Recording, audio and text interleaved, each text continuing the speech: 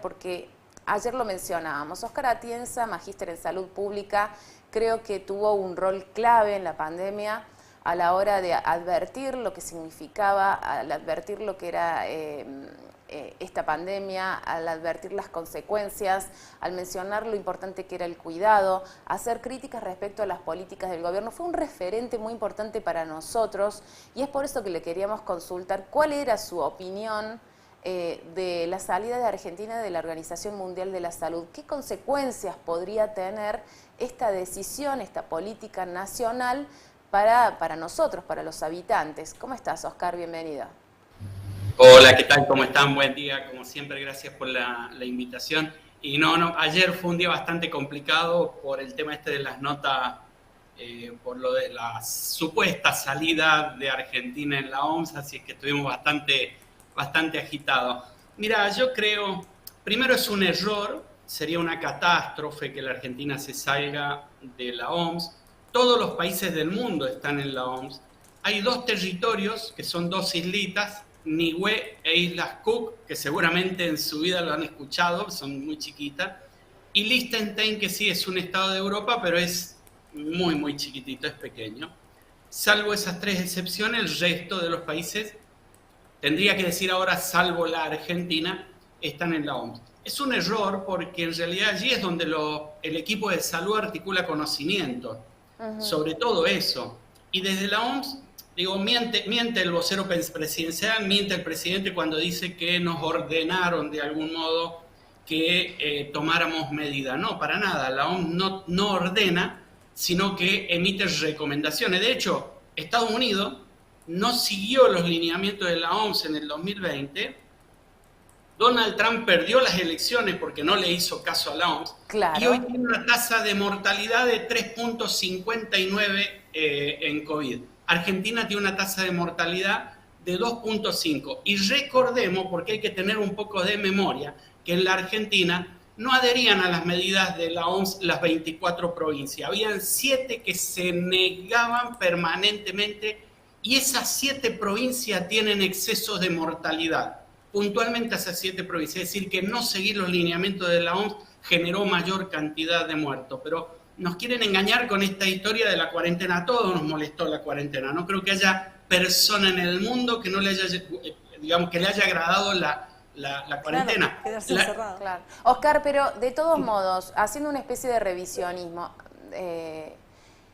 por un lado, bueno, esto que te acordás que trascendió de Alberto Fernández, que en realidad llegó a un punto que a él le convenía políticamente, que no tenía nada que ver con una medida sanitaria. No hubo un abuso, no hubo un uso ideológico de la pandemia y de hecho eso también se le machaca a la Organización Mundial de la Salud.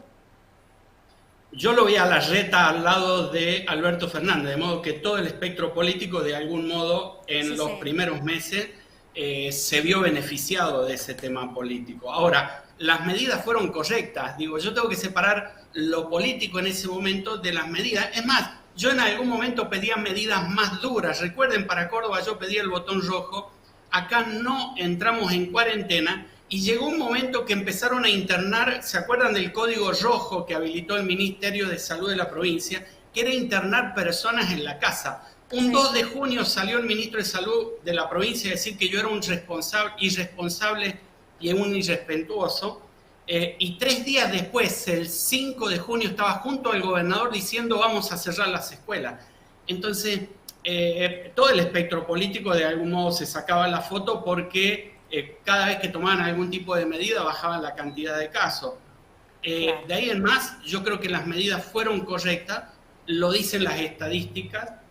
Quizás en algunos casos tendríamos que haber tomado alguna medida adicional. Yo me cansé de presentar proyectos, hasta los presentaba en las redes sociales para ver si tomaban alguno. La verdad es que tendríamos que haber hecho algunas otras cuestiones, pero cuando vos medís los datos concretos y medís, por ejemplo, Estados Unidos, que no siguió las recomendaciones de la OMS, tiene una tasa de mortalidad 1.10 más alto que la Argentina. Más allá de la foto de Alberto Fernández y más allá de Alberto Fernández, que es otra discusión, yo analizo el tema sanitario, porque si no, lo de Alberto Fernández nos genera mucho odio a todos y eso no nos permite analizar lo que fue el manejo de la pandemia en sí. Y al margen de esto, yo quiero insistir porque en realidad no es que quiera insistir sobre este tema, pero como hay opiniones tan diversas también de la comunidad médica, algunos, por ejemplo, Hugo Pizzi decía, hubo un aprovechamiento ideológico de la Organización Mundial de la Salud que se alejó un poco de la evidencia científica para llevarla, digamos, a otra agenda. ¿Vos sentís que en algún momento eso sucedió? La verdad es que no. Yo como sanitarista, Hugo es infectólogo, con todo Sí, el respeto que me merece. Yo analizo otro tipo de variables, quizás desde la formación que tiene cada uno, que son sustancialmente distintas. Yo no noto el manejo ideológico. ¿Dónde estuvo? No entiendo, porque la verdad es que siempre se emitían recomendaciones. No lo veo, no veo dónde estuvo la OMS. Sí vi a un Donald Trump, por ejemplo, a un Bolsonaro hacer manejos ideológicos de la pandemia y a muchos espectros políticos, ¿no? Acá en la Argentina, recordemos, tuvimos 10 marchas del contagio. Sí. Las llamo del contagio porque 10 días después de cada una de esas marchas teníamos aumento de la cantidad de casos. Eso fue manejo ideológico. Lo demás fue manejo sanitario. Nos puede gustar o no nos puede gustar. La OMS es un organismo que articula conocimiento médico. Por ejemplo, es el que nos ayuda a trabajar a nosotros en el programa Salud Materno-Infantil. Por ejemplo, ¿qué significaría despegarnos de la OMS? Perder en ese programa, perder en el programa de salud mental, perder en el programa de enfermedades transmisibles. Estamos con brotes de papera y brotes de sarampión. En este momento hay una alerta sobre sarampión. Vamos a perder conocimientos sobre el manejo de ese tipo de situaciones. Vamos a perder en el programa de vacunación. Vamos a perder en la compra conjunta de tecnología que se hace entre todos los países dentro de la OMS. Digo, podrá tener muchas cuestiones la OMS con las que incluso yo le puedo asegurar que tengo muchísimos desacuerdos, pero es imposible acordar en un 100% con absolutamente todas las personas. Hay que tratar de buscar puntos de acuerdo en común. Y en eso creo que la OMS cumple su objetivo. Yo, para poder hablar con ustedes, muchas veces me han preguntado ¿de dónde saca la información para estar tan informado? De la OMS, de la OPS, claro. Biblioteca Latinoamericana de Salud, que pertenece a la OMS. A todo eso vamos a perder el acceso. Hay 52 universidades nacionales que tienen escuelas de salud pública, sí, que articulan con OMS y OPS. Todo eso lo vamos a perder. Digo, por eso es una catástrofe. Y tratar de usar la pandemia para justificar la salida de la OMS, que ahí sí, de parte de Milei, es una cuestión ideológica, claro. 100%, de eso nadie habla nada. A partir de ahí no lo entiendo. Yo no lo vi a Tedros, al director de la OMS, hacer declaraciones políticas. Sí lo vi a Bolsonaro, lo vi a Trump, lo vi a Milei y a otros tantos de la Argentina que no los voy a nombrar porque si no se mezcla todo y se enchastra todo. Oscar, incluso, sí. Dos preguntitas.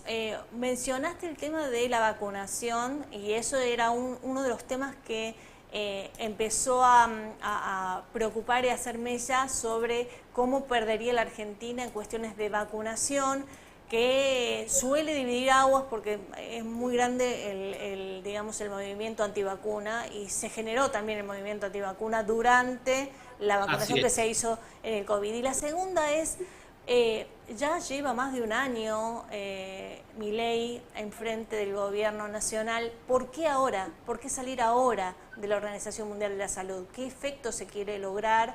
O, a ver, ¿qué consecuencia a nivel político local, dentro del área de salud, se ha generado para decir, cortamos lanza acá?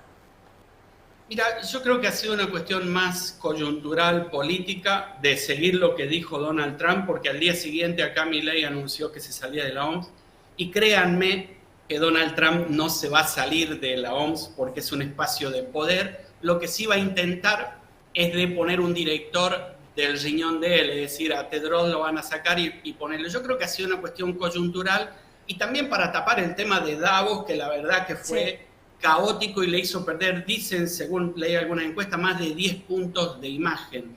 Necesitaba salir de ahí. Yo creo que el tema de la OMS lo tenía en agenda, no sé si para este momento, pero yo creo que lo tenía en agenda. Ya Milei viene desconectando y desarticulando el sistema de salud nacional. El año pasado se conocieron algunos datos que son de terror. Más de la mitad de los niños ya no tiene calendario de vacunación completo. Tuvimos el primer brote de sarampión en muchísimo tiempo, brote de papera. Tenemos la tuberculosis en aumento, la sífilis en aumento. Lo del dengue, bueno, fue público, lo del dengue el año pasado fue una cuestión de terror. Este año, ahora, en este mismo momento, tenemos alerta epidemiológica por sarampión nuevamente. Es decir, que está lejos un poco de tomar las riendas del sistema de salud el gobierno de Milei. Todo lo contrario, se lo quiere dar a las provincias. Muchas provincias lo que van a hacer es, por ejemplo, en el caso de los hospitales nacionales, que se los quiere ceder, no los van a aceptar. Entonces, como que hay ahí una intención, que yo creo que era para más adelante, pero una cuestión coyuntural por este tema de Davos y porque Donald Trump salió a decir que se salía de la OMS, yo creo que tomó la decisión y me parece que se adelantó de salir de la OMS, ¿no? Y digo, me parece que se adelantó porque cuando Donald Trump anuncie que se va a quedar y va a ser en los próximos días que va a poner su director en la OMS, va a quedar un poco en offside Milei. Pero viene cortando lanza con mucho, aparte, levantándose de discusiones de la ONU, de discusiones de temas que quizás no son la agenda de Milei, pero que sí están en la agenda internacional. Sí, es una persona bastante, a ver, se peleó con México, se peleó con Colombia, se peleó, bueno, Venezuela, era obvio que se iba a pelear, se peleó con Bolivia, se peleó con Chile, se peleó con Rusia, España, Brasil. Se peleó con España, se peleó con los diputados acá en la Argentina, con los senadores, se ha peleado con el periodismo, se peleó con Brasil, digo, va chocando contra todo. En algún momento va a acumular tanta gente del lado del frente, está expulsando y echando, dice él, lo llama guillotinar, a miembros de su propio espacio. Y me parece que hay algo ahí en la personalidad de él que hace que tome este tipo de decisiones un poco apresuradas, tendría que sentarse y calmarse un poco más, pero pareciera ser que los asesores que tiene son dentro de esos asesores hay un cordobés, que es el que le instala esta agenda woke que le llama, que me parece ridículo. Anti-woke, claro. Anti-woke, sí. Me parece que le instala algunas agendas que le dañan la imagen al presidente. Pues ir en contra del feminismo, de los derechos que han ganado las mujeres. Puede uno estar, y vuelvo a repetir lo mismo que dije al principio, puede uno no estar de acuerdo en un 100% con esas cuestiones. Ahora, mayoritariamente estamos de acuerdo, digo, de ahí en más hay cuestiones particulares que ellos la toman y las generalizan.